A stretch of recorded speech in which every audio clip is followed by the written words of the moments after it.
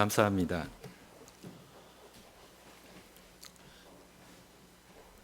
오랜만에 민우군이 나왔습니다. 몸은 더 좋아진 것 같습니다. 그리고 그 옆에 제가 아는 얼굴도 뵙고요. 만나서 반갑습니다. 오늘 송이가 들어오는데 힘차게 들어옵니다. 일찍 온 겁니다.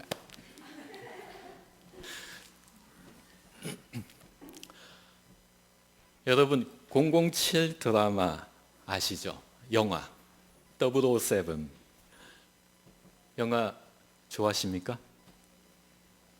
저는 아주 좋아합니다. 이 영화가 액션 스파이 영화이기 때문에 좋아한다. 그것보다는 다른 이유가 있습니다. 저는 아마도 여기 앉으신 남자분들은 다들 제 말에 공감을 하실 겁니다. 두 가지 이유입니다. 하나는 이번에 상영되는 영화에 나오는 본드 걸은 누굴까 하는 게 궁금한 겁니다. 완벽한 S라인을 갖춘 그 이유는 제가 말하지 않아도 여러분 다 남자들은 아실 겁니다. 또 다른 하나는 자동차입니다. 본드가 타고 나오는 최첨단의 자동차를 볼 수 있다는 것. 아마도 영화가 진행되는 동안 영화를 보는 많은 남자들은 꿈에 그립니다. 저 자동차를 내가 운전하면서 옆에는 그런 상상을 해보는, 그렇기 때문에 좋아하는지. 그렇습니다. 내용은 뻔합니다. 1962년도에 제일탄이 나온 거나 2012년 스카이폴이 나오기 전까지의 내용은 똑같습니다. 본드가 악의 무리를 처단한다 라는 내용입니다. 때에 따라서 악의 내용이 달라질 뿐입니다. 그런데 2012년에 나온 스카이폴이라는 드라마에서는 모든 남자들의 기대를 완전히 깨버렸습니다. 그 이유는 세 가지가 있습니다. 왜? 첫째는 이 스카이폴 영화에서 악으로 나오는 대상이 달라졌습니다.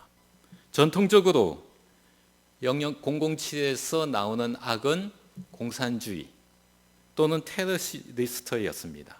그런데 이전에 나왔던 스카이폴에서 악당은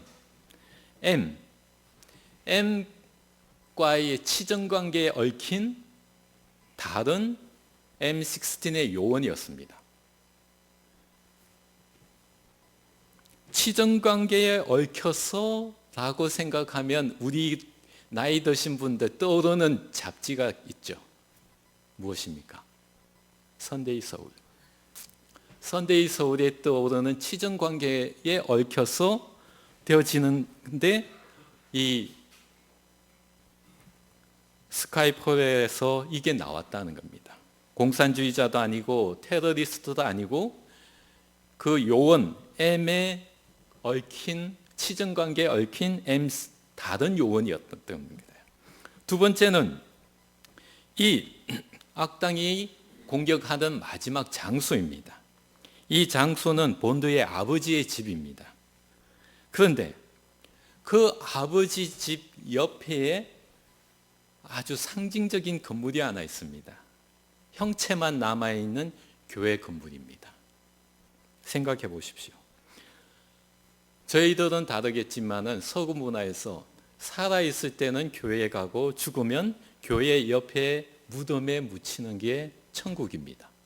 그런데 본드의 아버지가 묻혀있는 그 묘지에 그리고 옆에 건물은 낡아서 형체만 남아있지만 이 교회 건물을 악당이 공격하는 마지막 장소로 사용한다. 이거는 매우 발칙한 생각이기도 합니다. 세 번째는 아마도 이게 저희들의 관심사, 남자들의 관심사인데 007 영화의 마지막 장면 아시죠? 어떤 장면이십니까? 기억하세요? 안 보셨습니까? Q, 요원 큐만 아는 비밀 장소에서 제임스 본드와 본드걸이 함께 있는 장면으로 쫙 끝나는 게 전통적인 이 007의 시리즈 마지막 장면인데 그렇지 못했다는 겁니다.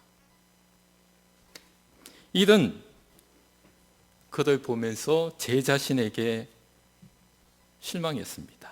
저는 저 영화를 보면서 그 세 가지를 보면서 이제까지 내가 보았던 이 007 시리즈와 다른 것을 보았기 때문입니다. 왜? 라는 생각을 하면서 제가 깨달았던 건 이겁니다. 이제까지 우리가 확신해 왔던 것이 붕괴된 시대에 살고 있다. 우리가 옳다고 믿어왔던 이것이 정말 좋은 거야 라고 생각해 왔던 것들이 붕괴된 시대에 우리는 살고 있다. 좀 고상한 말로 하면 탈건대에 살고 있다라는 말입니다. 이전에 007 시리즈에 나오는 것은 분명합니다. 악당은 누구냐? 공산주의자, 테러리스트입니다. 그들 여전히 우리들에겐 악당들입니다. 그러나 오늘 우리가 사는 저희들에게 악당이란 형체도 없고 냄새도 나지 않습니다.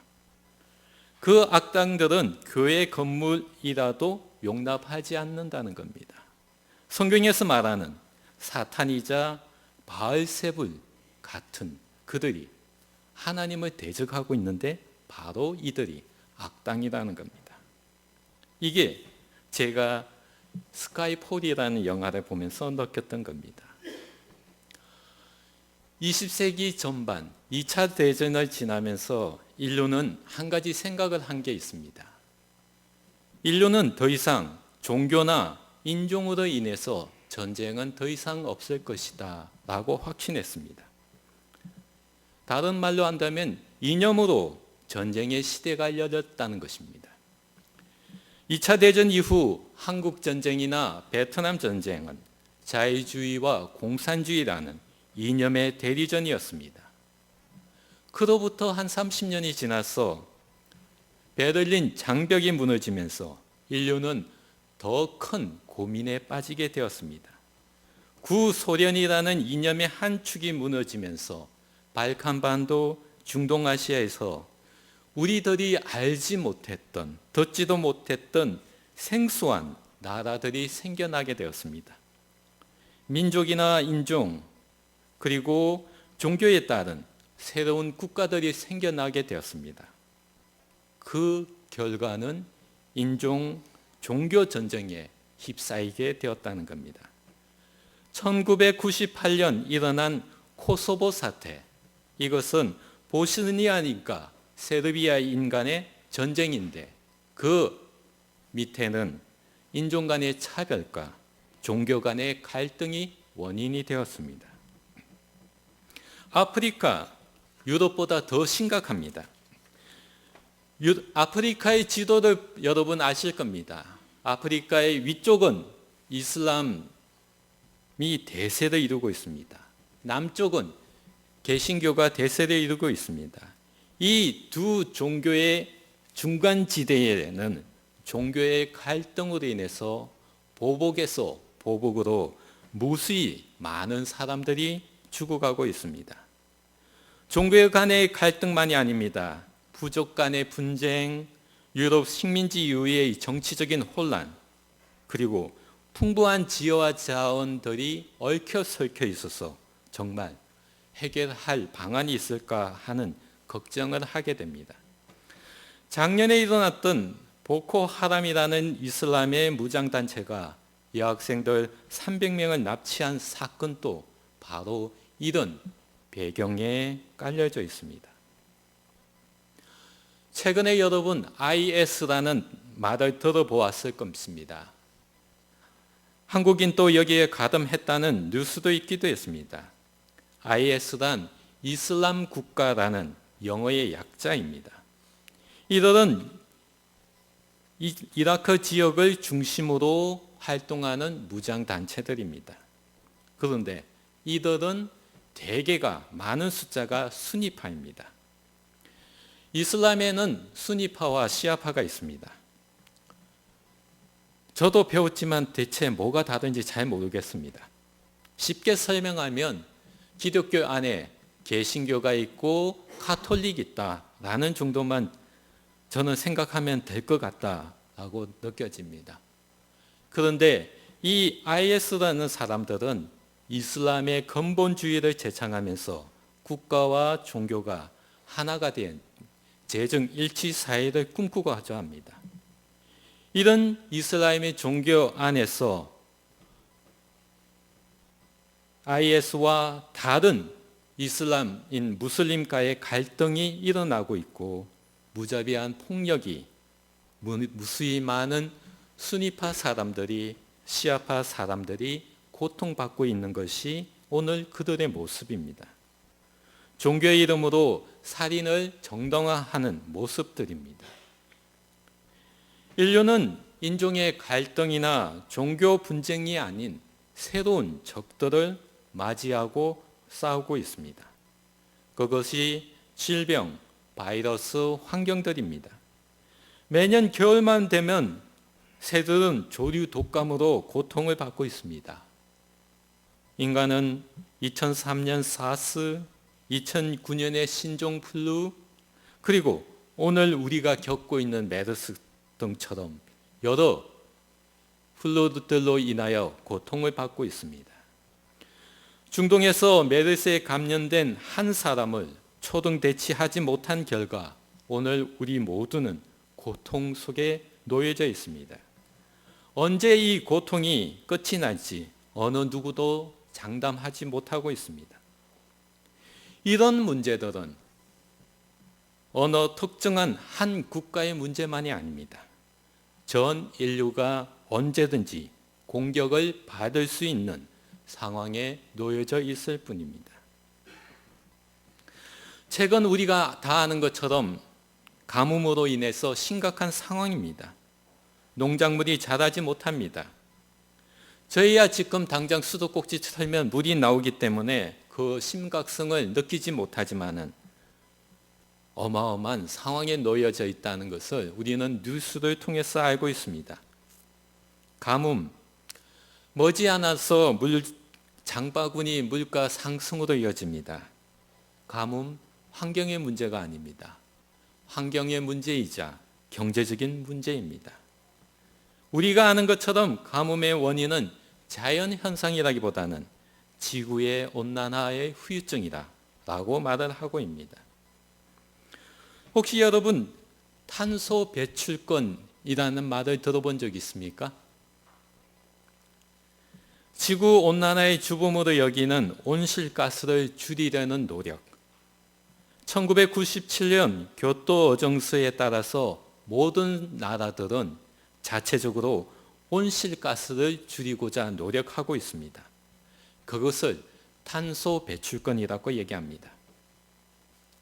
모든 나라들은 2030년까지 자체적으로 온실가스를 줄이겠다는 그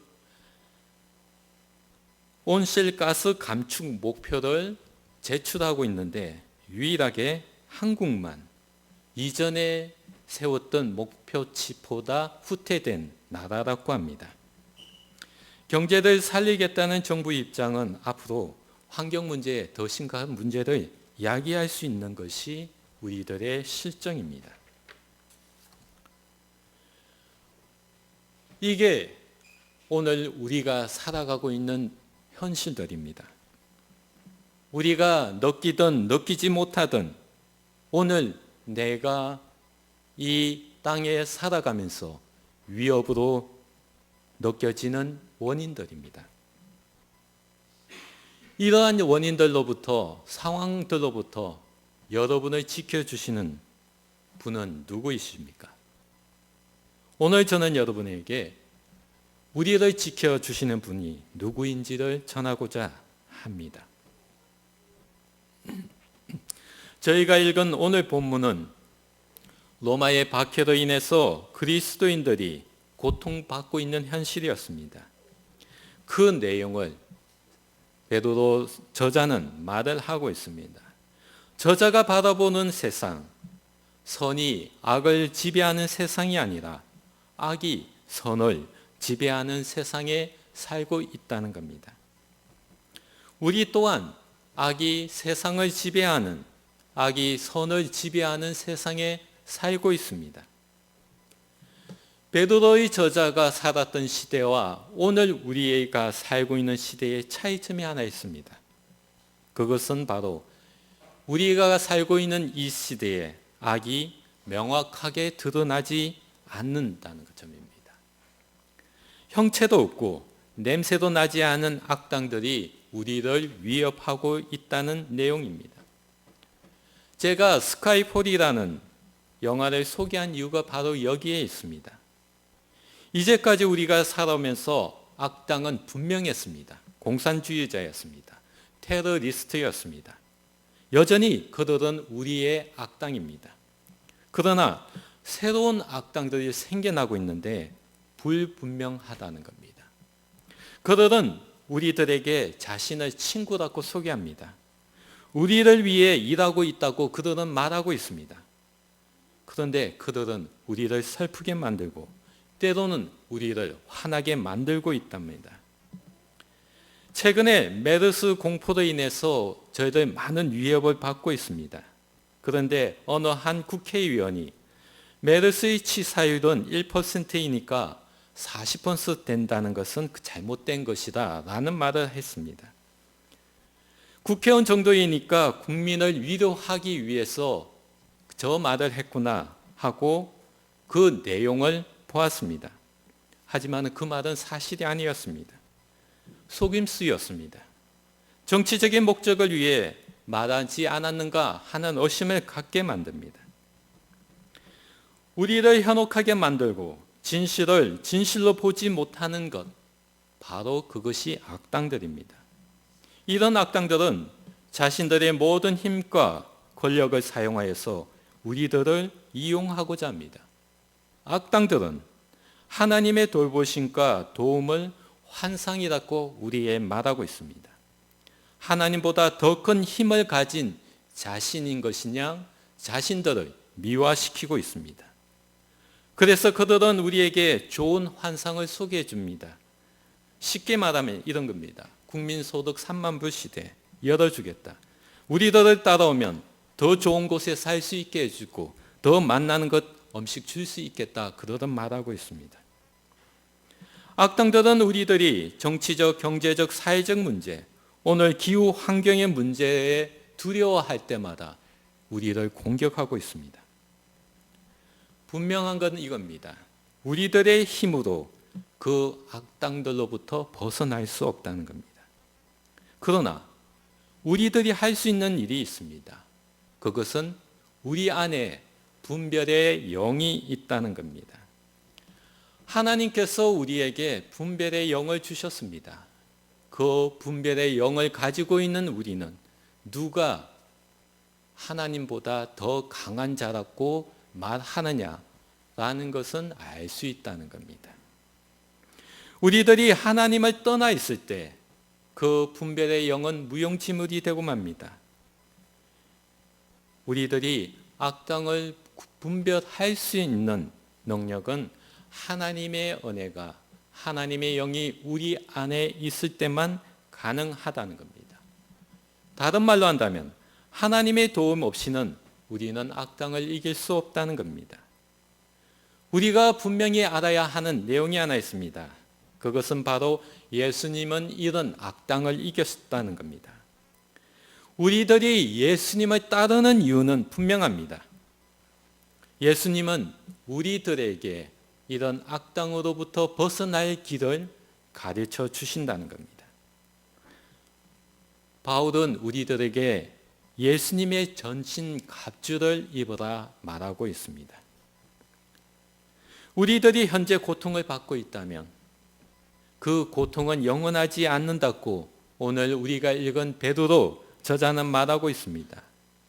우리의 고통은 한순간이라는 겁니다. 모든 은혜의 원천인 하나님께서 우리들이 당하는 그 고통의 순간에도 은혜를 베풀어 주신다는 것이 베드로 저자의 고백입니다. 예수의 갑옷을 입고 하나님의 은혜를 받고 사는 우리의 삶은 조만간에 회복되어질 것입니다. 우리의 삶은 조만간에 새로워질 것입니다. 왜? 이것이 하나님이 우리에게 하신 약속입니다. 하나님의 영광을 위해 부름받고 오늘 살아가는 우리들에게 하나님께서 주신 선물이 바로 회복되어질 것이다, 새로워질 것이다 하는 것입니다. 우리의 삶이 회복되어지고 우리의 삶이 새로워질 것이라는 것은 하나님의 계획 하에 있는 일입니다. 오늘 우리들이 힘들어하는 그 여러 가지의 고통들, 그것들은 영원하지 않습니다. 우리들이 힘들어하고 우리가 먹을 음식이 부족하고 우리가 사용하는 물이 부족하다고 해서 질병이 확산되어진다고 해서 하나님의 계획이 틀어질 것이다, 하나님의 계획이 멈춰질 것이다, 그렇지 않다는 겁니다. 우리들이 당하는 고통이 좀 더 길어질 뿐이라고 하나님은 말하고 있습니다. 우리 앞에 놓인 고통이 아무리 크고 우리 힘으로 어떻게 할 수 없는 고통이라 할지라도 하나님 앞에서 그것은 한순간 고장난 기계일 뿐입니다. 세상을 고치시는 위대한 수리공인 하나님께서 그것을 반드시 고치신다는 겁니다. 하나님은 우리의 삶을 회복시켜 주실 것이고 하나님은 우리의 삶을 새롭게 해 주시기 때문에 그의 계획대로 우리를 인도해 가실 것이라는 것이 오늘 우리가 읽은 베드로 저자가 말해주는 내용입니다. 오늘 저는 여러분에게 전하고 싶은 것이 이 베드로 저자의 고백입니다. 우리가 당하는 여러 가지 힘든 일들 많이 있습니다. 우리를 진리를 보지 못하게 하는 악당들 무수히 옆에 많이 있습니다. 왜 이런 순간에 손세독제는 왜 이렇게 갑이 뛰어버립니까? 구하기도 어렵습니다. 그것을 조장하는 게 바로 악당들입니다. 이 순간에 우리가 할 수 있는 것이 무엇입니까? 우리는 하나님을 신뢰하는 마음을 가져야 됩니다. 우리를 지켜주시는 하나님이 우리의 삶을 회복되어 것이다, 우리에게 새로운 삶을 허락해 주실 것이라는 그 희망, 우리가 이 순간에 가져야 하는 대목입니다. 악당의 유혹에 빠졌다 두려워하지 마시기 바랍니다. 악당의 망령으로 고통받고 있다 겁내지 마시기 바랍니다. 우리의 하나님은 우리의 삶을 회복시켜 줄 것이고 우리에게 새로운 삶을 허락해 주십니다. 함께 믿고 나아갑시다. 기도하겠습니다. 위대한 수승공인 하나님을 믿고 저희들 나아가고자 합니다. 오늘 우리의 삶이 망가져 있다 할지라도, 오늘 우리의 삶이 고통받고 있다 할지라도